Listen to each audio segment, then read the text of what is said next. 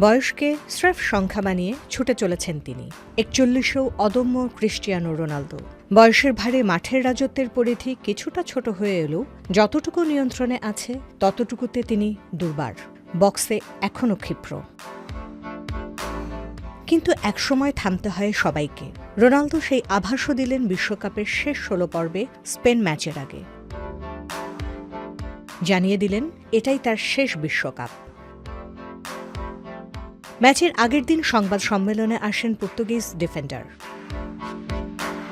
সংবাদ সম্মেলনে অবসর নিয়ে একের পর এক প্রশ্নে বিরক্তও হন তিনি। তবে এক প্রশ্নে আভাস দেন বিশ্বকাপের আসরে আর না খেলার। প্রতি সপ্তাহে সর্বোচ্চবার বিকাশ পেমেন্টে ৫০ জন হবেন পেমেন্ট চ্যাম্পিয়ন। জিতে নিন টিভি সহ আকর্ষণীয় সব প্রাইজ।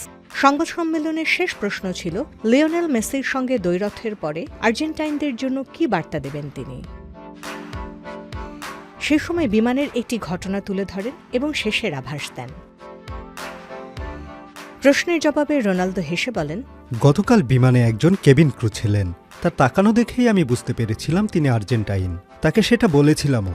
যেভাবে আপনি আমার দিকে তাকাচ্ছেন তাতে আমি জানি আপনি আর্জেন্টাইন। যদি আপনি দ্রুত অন্যদিকে তাকান তার মানে আপনি ক্রিস্টিয়ানোকে পছন্দ করেন না। তবে স্পেন ম্যাচটি এবারের বিশ্বকাপে তার শেষ ম্যাচ হবে না এমনও আশা করেন তিনি। এটা আমার শেষ বিশ্বকাপ। আমি এটা পুরোপুরি উপভোগ করতে চাই। আশা করি আগামীকাল আমার শেষ ম্যাচ নয়। বাংলাদেশ সময় সোমবার রাত ১টায় ডালাসে স্পেনের মুখোমুখি হবে পর্তুগাল।